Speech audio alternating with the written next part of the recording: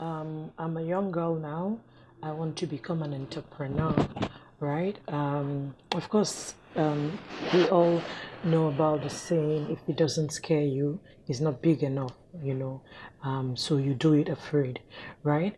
But I want to know, why would I go ahead even though it scares me? Why would I want to go ahead to do it? Why did you go ahead to resign and leave your 9 to 5 job and just decide to? Something must have given you that push, that nudge to say, okay, Ogo, you can do this. You can be an entrepreneur and you can be successful at this. As a young girl who, just had, I think, your first child. My second. Your second, actually, okay. You just had your second child, and then of course, being a mom, being a wife, and being that woman who knows what she wants and was willing and ready to go for it.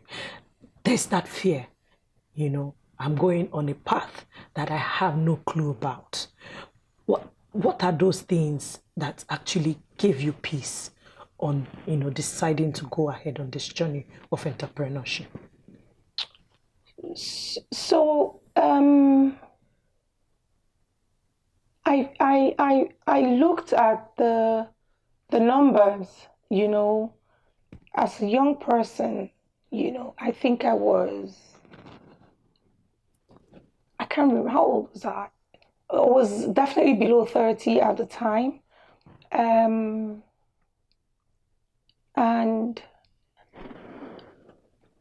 all I wanted to do was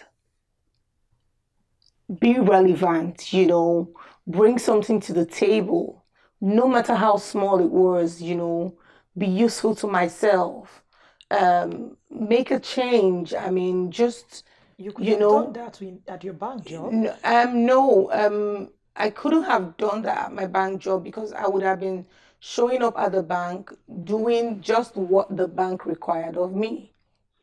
You can do what you want to do being in the bank. You can bring up ideas. The bank can decide to turn down your ideas, right?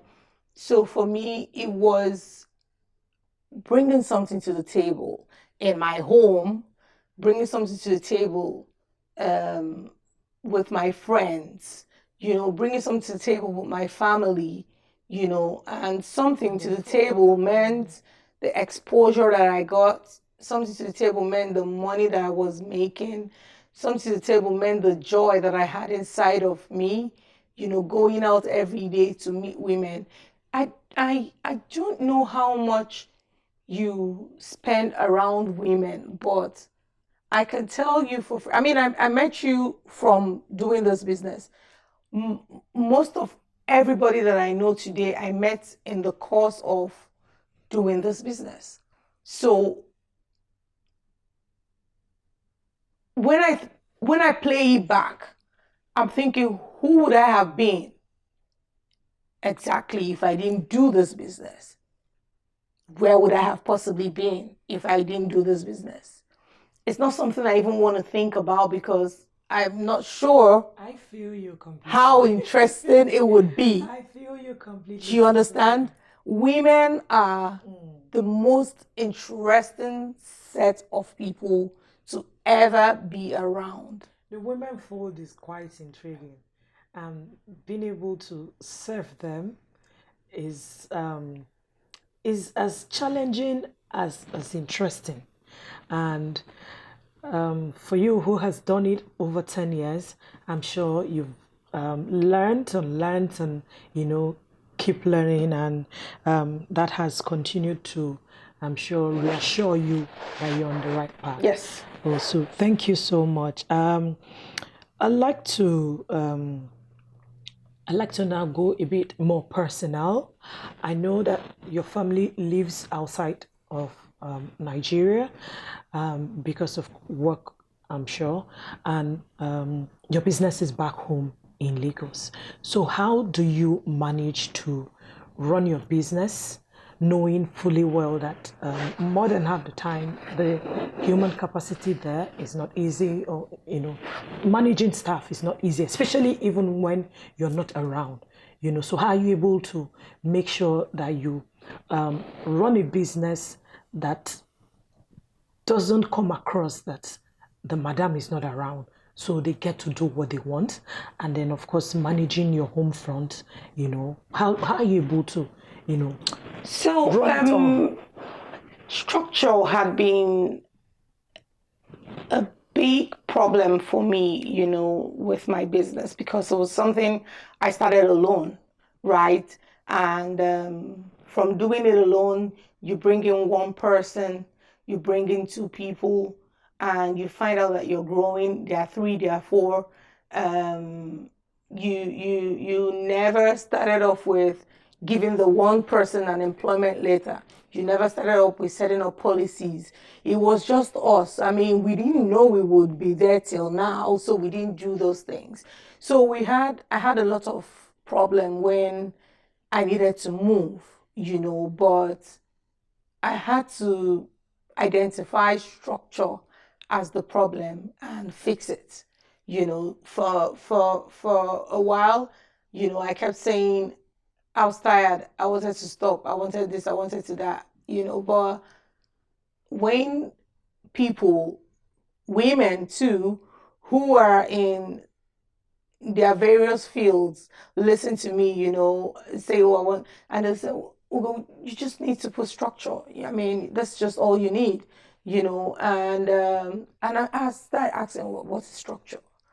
And then I discovered that it was like we built a house with no foundation. I mean, it was going to pack up one day. So I basically, in my mind, shut down, like the business is starting today. And we went back to the beginning and got everyone and said, kind of fired everyone and hired them again and said, guys, this is the new rule. You either stick to it or you get going.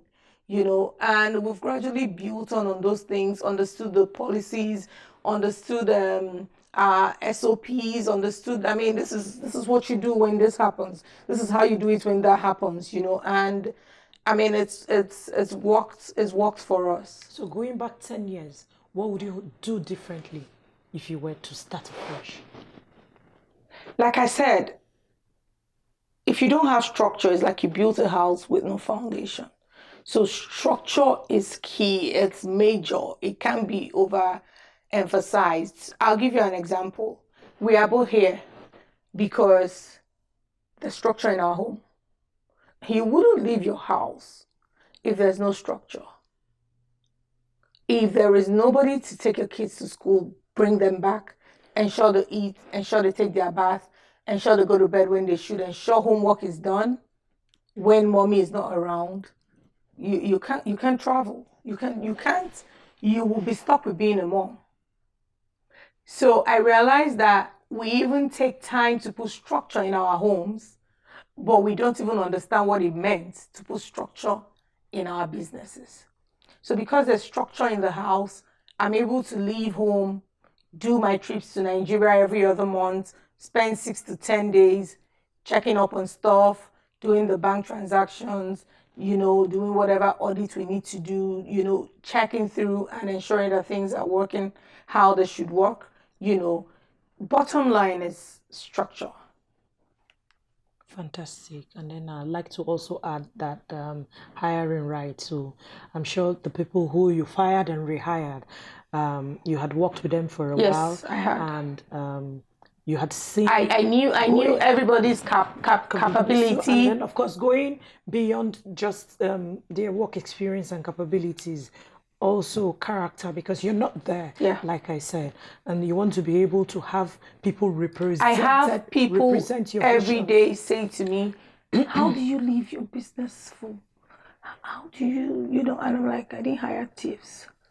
You sold the vision to them. I didn't hire thieves. Good. Again, there's something I have just done very recently. In fact, she started officially today. I got on board the first partner that I've brought into my business. Oh, wow. A young lady who wants to start her own hair business.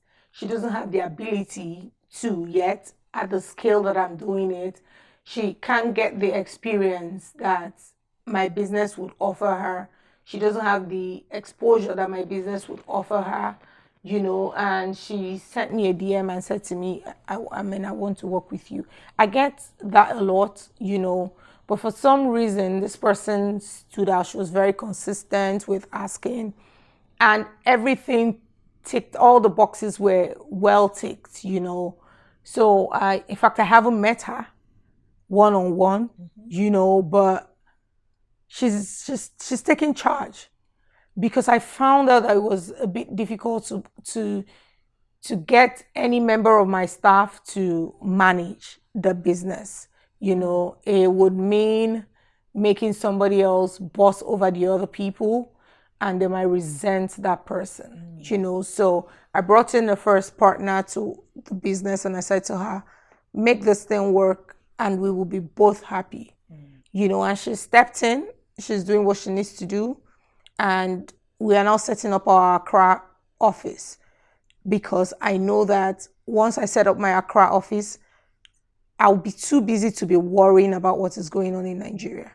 And I'm looking to raise hundreds of the kind of partner that I have just brought into my business, So let me now tell you, I look at your business model, for example. You do real estate and you say to someone, sell this house and you get a 10% commission. So I want to build 100 partners, 100 agents within the hair laundry business, within the hair industry. You have the ability to pick up what you need to pick up. You have the ability to get images of what you want to sell. You have the ability to market with the brand name that we have built. Go do your marketing, bring in your 100 wigs that you want to do laundry for, and we'll give you a percentage of whatever it is you bring in. So this is Hair by Ugo saying to all the young ladies who are looking for something to do, especially who are interested in doing the hair business, that they don't actually need hundreds or millions of naira to start their business. You don't. So you have thought of an idea to partner with as many as possible. You share the same way you started. So you're giving other women the chance, to be able to do that. I think that's totally amazing. Well done, Ugo. So Ugo, knowing the hair market is very saturated, how have you managed to keep your business afloat, stay relevant, and then set yourself apart from the other hair vendors? So every business that has very low entry, you find a lot of people doing it, because you could just start it today. There's no barrier. You just move in, the same way I say to you, real estate. I want to get into real estate. Nothing needs to be done to start real estate. Dragging you. Tomorrow night I can wake up and they say, they've launched CEO hair. That's how I'll carry my hand on my head and say, it have happened, no. Because don't worry, I'm not doing it. It can happen. I know they sell CEO hair. You see? And they sell real estate. They sell real estate. We'll go do your hair. So these businesses that have very low barriers, people just keep coming in and coming in and coming in. But we keep reinventing ourselves, The value-added service that we offer is out of this world. Hair laundry, For example, you buy a hair black like this, and then you say you want that money piece on it, and then somebody offers it to you. Tomorrow you say, I don't want this money piece again. Can you make it back to be black? And they say, oh, why not? Sure. And it's done for you. Oh, I don't want it black anymore. I want it a bit blonde. I want it in highlights. And it's done for you, right? So we keep reinventing, offering value-added services. We introduced our wig rental. We do so much, trying to make sure that... Speak a bit about the wig rental. So we during COVID, we found that a lot of people wanted to take pictures in their houses. people were not going out, people were shopping from home, and all of that. People were creating content in the house, but they didn't have hair to create content, So they would say, oh, can I rent a wig and take pictures? Can I do this? And from giving it out to celebrities who normally would take it and return it, I turned it into a service that was available for everybody.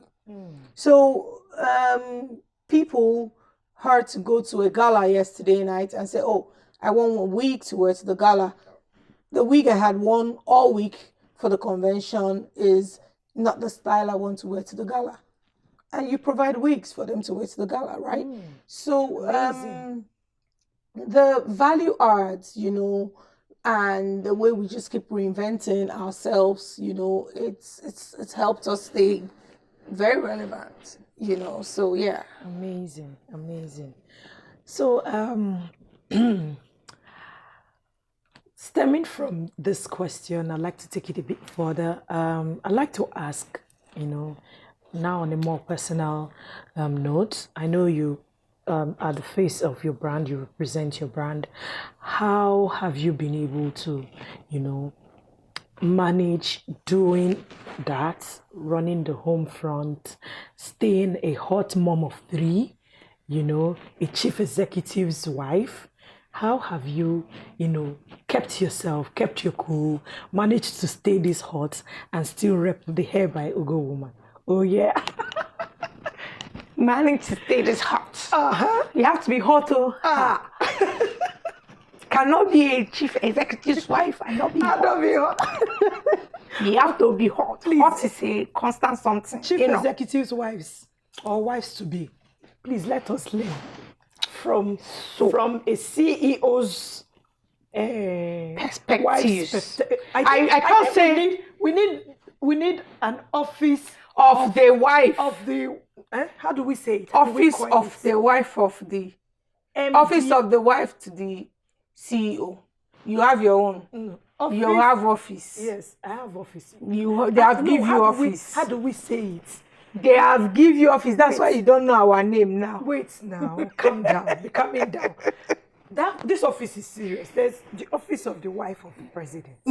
So how do we say this your own office now? It's the office of the wife to. You see, our office is in the kitchen.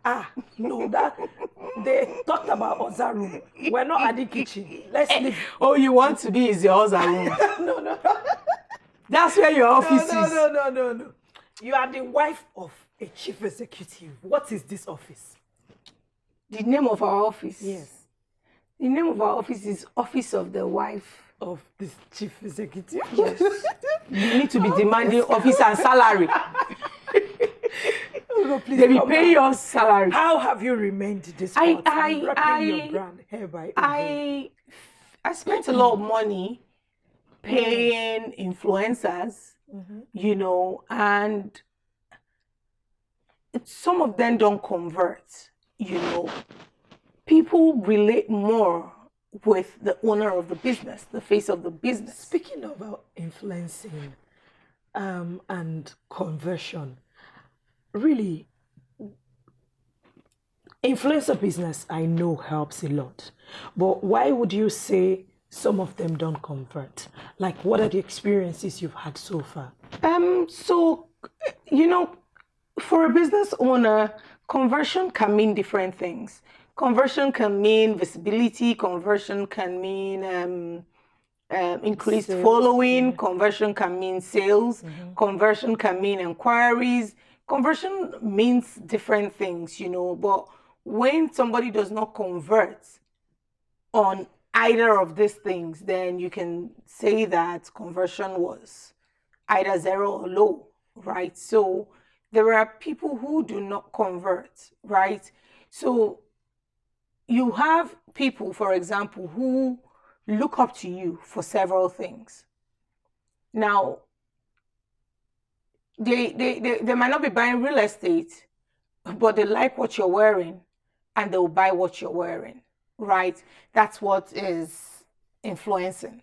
Okay. So if you do not have a crowd of women who are on your page for that purpose, then you are selling the wrong thing to the wrong crowd, right? So I think sometimes we overestimate the value of an influencer when we make them offers. But I realize that I sell for my brand better than anybody else has. I've had one very good experience with an influencer who did not even charge me anything. And it was amazing. So I used NHN and she charged me 0. She's been my highest conversion when it comes to influencing, but she didn't charge me any money, right? So Why was that? because she doesn't, she just Why doesn't do you charge. think she had that much influence? Because she focuses on fashion. She encourages people to look beautiful. She encourages people to look their best. So when they see that she endorses something, they know for a fact that she did her homework, you know, So before when she you're says. hiring an influencer, you have to be careful Yes, you must make and sure make that they sure have they the align, buying crowd. and then they align with whatever it is Yes, that the you're- values of what you want to achieve with the campaign, that it aligns with their followers, you know, basically. So I realized that me, for a fact, I convert, you know, with my business because everybody is there because of me first. So for every time I'm putting out a picture, you know, people like it, they buy. And then everywhere you go, you're wearing a hair by Ogo. You know, I try to look the part, you know, but being a mother, having children, I mean, there are things it does to your body. You know, you're basically not the young girl that you were before you started having kids, you know, and it totally affects who you are, you know. So if for me, being the face of the brand was that important to me, you know, I knew that I needed to look how exactly I wanted to do or look, you know, basically. So my last son is 6, will be 7 this year. So I decided that, my tummy was getting too big. For every time I lost weight, I lose weight and I lose all the parts of my body, you know, and then you become too small. You're not who you want to be. I mean, you will lose the weight, you lose, and then you become too small. So I read up and I decided that, my major problem was what my tummy. So I researched, I got a doctor, and he did a tummy talk. You know, Wow. so I basically, Wowza. I basically took the tummy away, and Told you we're gonna bring intrigue. I came back into town looking, let's whip say, it up, girl. spanking hot, you know, spanking hot. Oh And wow. I mean, and there's just something it does to you, you know, just knowing that you have yourself back, you know. It is yourself first, you know, So the and core, Ugo. yourself What you're basically first. telling us is, in the course of your journey as a wife and as a mother, and then doing your business, you struggled for a bit because weight gain from childbirth, and you sort of were losing your confidence. So Yeah. was that what made you go tilt more to influencers? No. Okay. So what made me tilt to influencers was because I wanted visibility. I wanted to convert my sales. You know, I thought they worked. Okay. Right? So taking it back to you then, so you eventually knew that this has to be me. I have to do I this. have to do Now, this. And for me to do this, I need to bring my A game, right? And my A game meant that I don't look skinny today and fat tomorrow. I don't look fair today and dark tomorrow, right? I needed to be consistent with who I am, right? And to be consistent with who I am, being that person who did not want to wear a body shaper, and then the fat is all choking you here because I'm a bit busty, so all the fat in your tummy comes out, and then it's a headshot, so I didn't want all of that, so I basically just said, let's do this. And this worked for you. And I mean, it worked for me. It worked for you. So anything it depends on really. It worked for exactly me, I didn't know the results would be, in fact, I had zero expectations. I just wanted the tummy away. How you just, I didn't, I didn't want anything extra. I just wanted that tummy, just take it out, And so how do you feel now? Has that done anything different with your business? No. So, like I said, it's not about the business, about me as a person. Okay. It didn't affect it. I mean, who I am did not affect my sales in the first place, right? It was just always about me. It wasn't about anybody. In fact, it's the first time I'm saying it. Nobody knows. Nobody noticed. People might say, maybe, but nobody has asked me or said anything, right? But it's something that I am totally happy I did. I'm glad. Basically. I'm glad. Sometimes. As long as it makes you happy, I'm all up for it. That's me. Yeah. What else would you tell us that we do not know about this beautiful lady here, Ugo? So, okay. What a lot of people do not know is, like you were emphasizing, is that I'm married to a very busy CEO,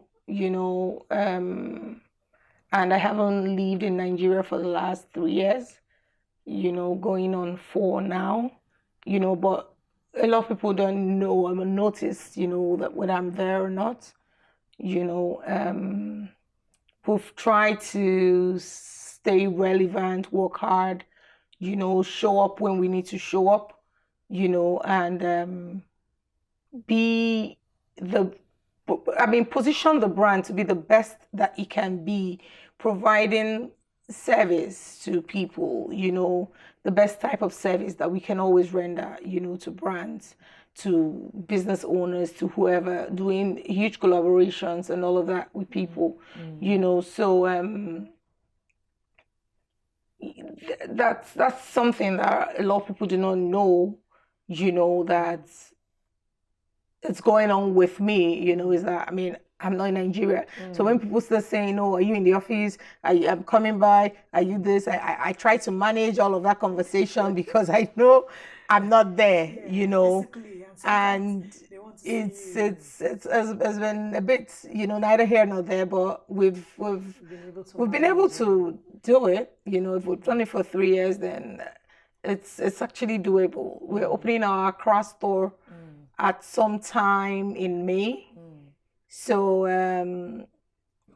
it's another thing I'm saying for the first time here. I don't know if this is going to air before May or not, but we'll see. Whenever it is, Biogo is going to be in Accra, open to offer service to women, so we're trying to take over Africa one country at a time. Well done. And of course, pulling as many women with you as possible. Yes. So what do you do for fun? So we dorime for fun. Okay. How do you dorime for fun? Dorime. I think we should Google dorime. Okay. And see what people who do dorime do. Is it on Google? Check now. Anyways, we like to bam bam. We like to chill with the big boys like we're chilling now, But you know they rock kitty kitty. No, we don't rock kitty kitty. We don't run kitty kitty. Tell us really what So for fun, I like to hang out. I really do like to hang out with women. It makes me very happy. I mean, we've spent over 6 hours here today talking, doing stuff, I mean, Just hanging.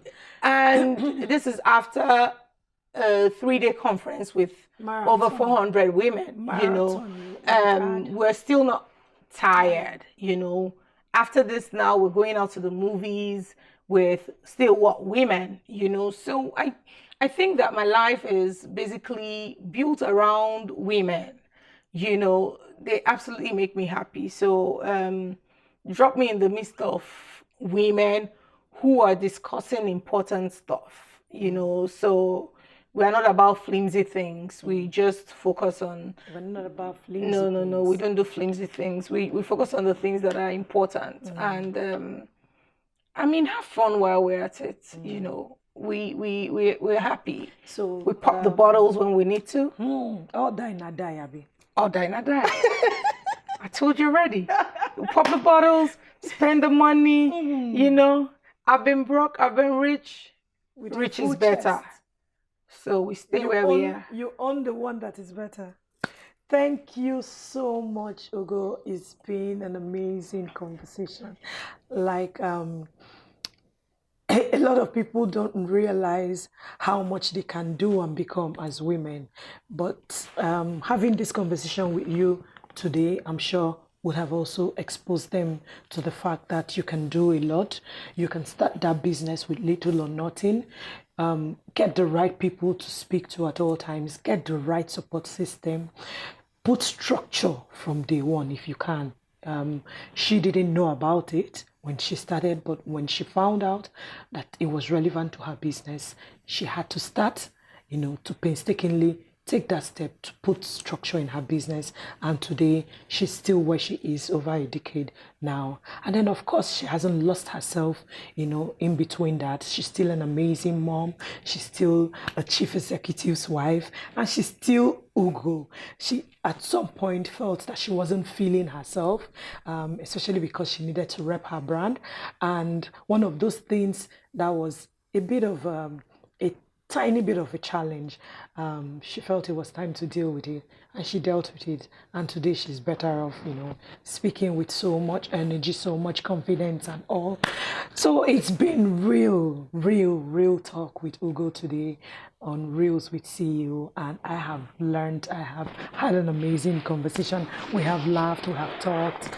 She has dug depth, in depth, to speak to all of us, and I'm so grateful. Thank you so much, Ugo. I love to say, please don't forget at this point to like, to share, to subscribe, turn on those notifications. Tell your friends, your sisters, your brothers, their relatives, your neighbors, everyone in your community to join us always, to share these real conversations and then see who exactly we're going to be turning around their next mission, their next relationship, their next business step, just making impact in one way or the other. Thank you so much. You've been an amazing audience also. We love you.